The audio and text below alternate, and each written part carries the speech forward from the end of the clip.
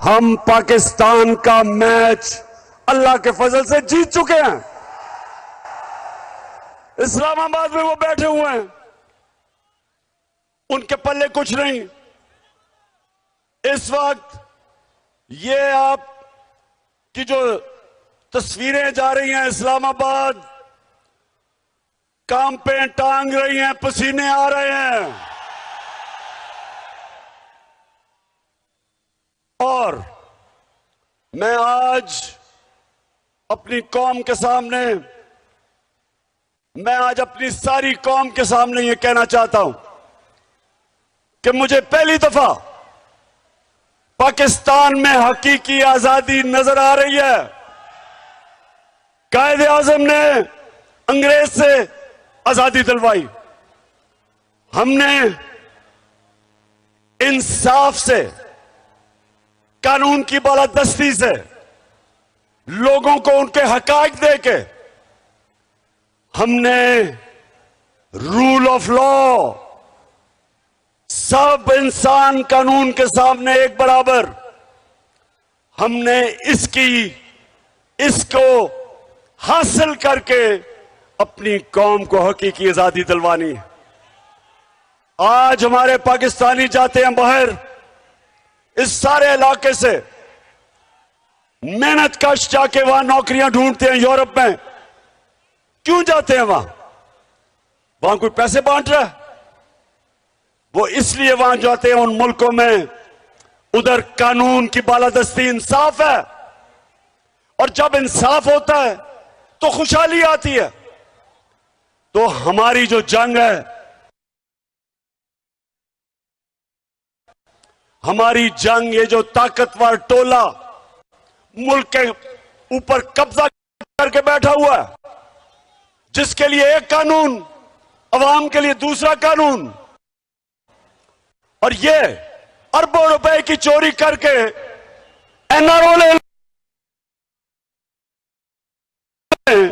और बेचारे आम लोग वो इंसाफ ढूंढते फिरे, कचहरियों में ठोकरे खाते फिरे, जमीन पे कब्जा हो जाए, करवा ना सके, क्योंकि ताकतवर के सामने कमजोर बेबस है। तो हम जो चाह रहे हैं हकीकी आजादी, वो तब आती है जो मेरे नबी सल्लल्लाहु अलैहि वसल्लम ने मदीना की रियासत में जाके सबसे पहली चीज इंसाफ कायम किया। याद रखो, पहले इंसाफ आया, फिर खुशहाली आई। पहले इंसाफ ने इंसानों को आजाद किया, और फिर उन आजाद इंसानों ने दुनिया की इमामत की। गुलाम रहते हैं, गुलाम चूंटियों की तरह जमीन पर रेंगते हैं। सिर्फ इन आजाद इंसानों की परवाज ऊपर होती है। इकबाल का शाहीन आजाद होता है। गुलामी की जंजीरें तोड़ने के लिए हमें आजादी चाहिए, इंसाफ चाहिए। तो मैं आज इधर खड़ा होके 6 सवाल पूछने लगा हूं। मुझे इन 6 सवालों के जवाब चाहिए। पहला सवाल कि जब वो अमेरिकी डोनाल्ड लू ने पाकिस्तान एम्बेसडर असद मजीद को वॉशिंगटन में जब धमकी दी कि इमरान खान को अदम एतमाद में हटाओ, नहीं तो हम पाकिस्तान के लिए मुश्किलें पैदा कर देंगे, मेरा पहला सवाल यह है कि जब मैं मुल्क का प्राइम मिनिस्टर था, एम्बेसडर मेरे नीचे था, तो सवाल मेरा यह है कि वो किसको पैगाम दे रहा था? प्राइम मिनिस्टर मैं था। किसको वो डोनाल्ड लू कह रहा था कि अपने प्राइम मिनिस्टर को हटाओ? सबसे पहला सवाल। दूसरा सवाल, अरशद शरीफ शहीद कौन उसको धमकियां दे रहा था, किसने उसको मजबूर किया मुल्क से बाहर जाने के लिए। उसके बाद दुबई से किसने मजबूर किया दुबई को छोड़ के जाने से। और तीसरी चीज कि वो कौन था जो उसको मुंह बंद करना चाहता था।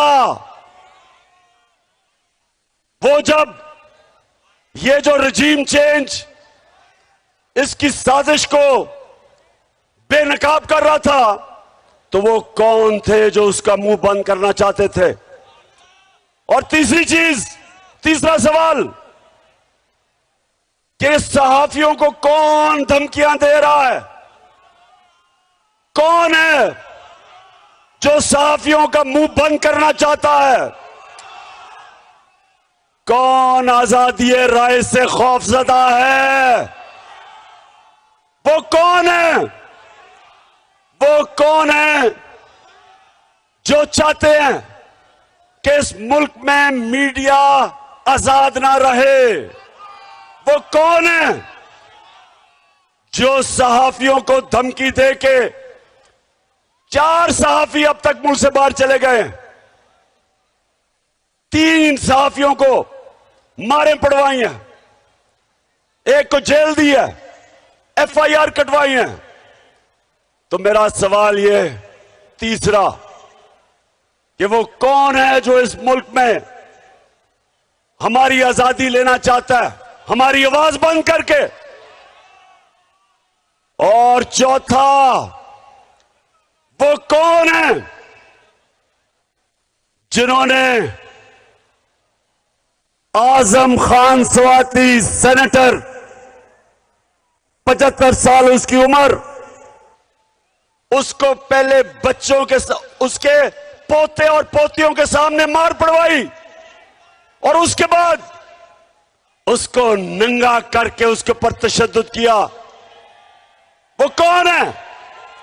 वो कौन है जो FIA को कह रहा था, ऑर्डर दे रहा था FIA को? वो कौन था?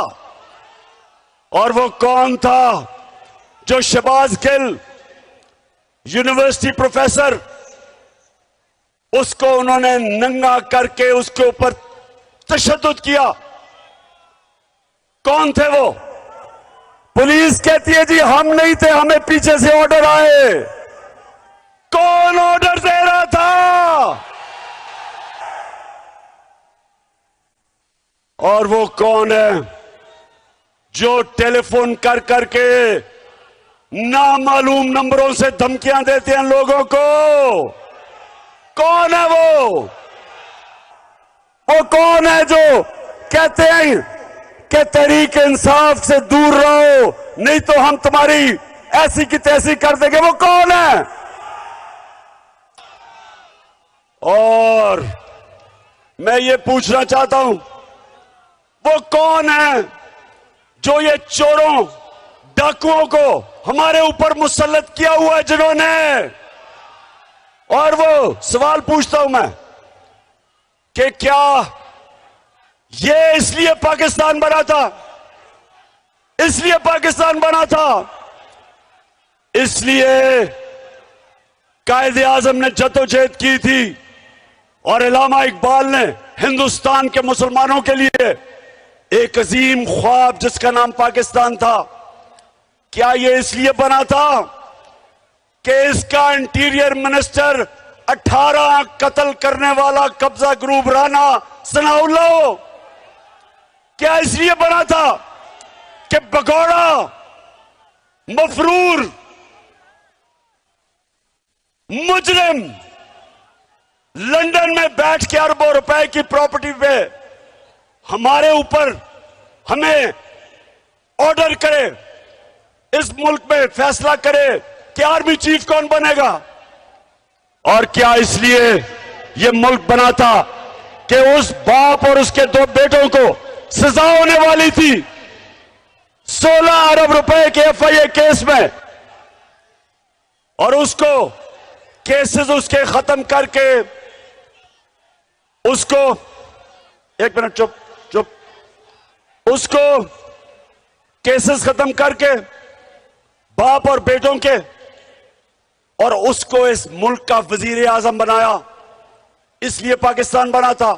क्या इसलिए बना था कि आसिफ जरदारी जो 30 साल से मुल्क को लूट रहा है, जेल में गुजारा है उसने, अभी फेक बैंक अकाउंट में अरबों रुपए के करप्शन के केस हैं उसके, और वो आके मुल्क में फैसले करे कि आर्मी चीफ कौन होगा, इलेक्शन कब होगी। क्या इस मुल्क का मुस्तकबिल इन डाकुओं के हाथ में है? बताओ। और क्या हमारी ये किस्मत है कि इसाक डार इस मुल्क का फाइनेंस मिनिस्टर बने, जिसने मैजिस्ट्रेट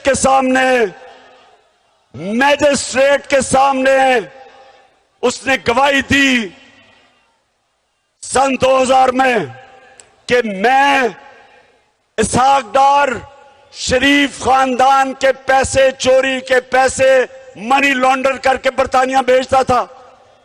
ये फाइनेंस मिनिस्टर है। मुझे मेरी कौम एक बात बताओ, हम सबसे दुनिया के अजीम लीडर मोहम्मद मुस्तफा सल्लल्लाहु अलैहि वसल्लम, हम उसके उम्मत हैं, और उसने कुरान के अंदर हमें बताया कि अल्लाह का हुक्म है हमें अमर बिल मरूफ व नही अनिल मुनकर, कि हमें हुक्म दिया कि अच्छाई के साथ खड़े हो और बुराई के खिलाफ जहाद करो। ये अल्लाह का हुक्म है हमें। और क्या इन चोरों को ऊपर बिठा के और हमें कहें कि हम इन चोरों की क़यादत मान लें? मैं इनसे पूछता हूं, हम जानवर हैं? हम भेड़ बकरी हैं? हम गाय भैंसे हैं? हम इंसान हैं। हम मोहम्मद मुस्तफा सल्लल्लाहु अलैहि वसल्लम की उम्मत है। हम अमर बिल मरूफ पर चलने वाले हैं। हम कभी इन चोरों को तस्लीम नहीं करेंगे। बताओ पाकिस्तानियों, इन चोरों को तस्लीम करोगे? मैं आज ऐलान कर रहा हूं कि मैं आज नहीं, मैं हर बारी इस मार्च पे ऐलान करता रहा हूं कि अगर इन चोरों के नीचे हमने गुलामी करनी है, मेरे लिए मौत बेहतर है।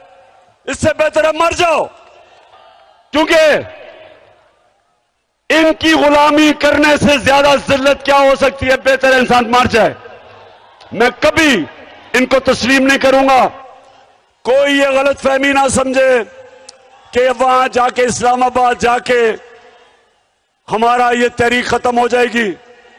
ये तहरीक अगले 10 महीने तक चलती रहेगी, जब तक इलेक्शन नहीं होंगे। और मैं अभी प्रेस कॉन्फ्रेंस हुई, उसमें कहा कि जनाब हम न्यूट्रल हैं, हम गैर सियासी हैं। तो मेरा सवाल यह है कि अगर आपने फैसला कर ही लिया है न्यूट्रल होने का और गैर सियासी का, तो क्या चीज आपको रोक रही है साफ और शफाफ इलेक्शन करवाने में?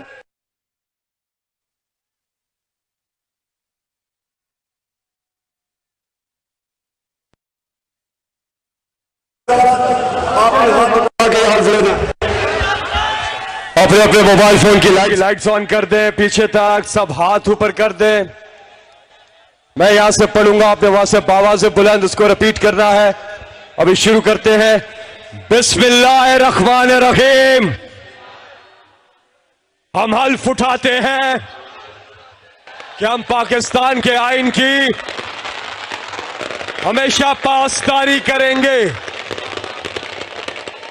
हम कभी भी अल्लाह के सिवा किसी के सामने नहीं झुकेंगे, और हम हकीकी आजादी के इस जिहाद में आखिर तक इमरान खान के साथ जद्दोजहद करेंगे।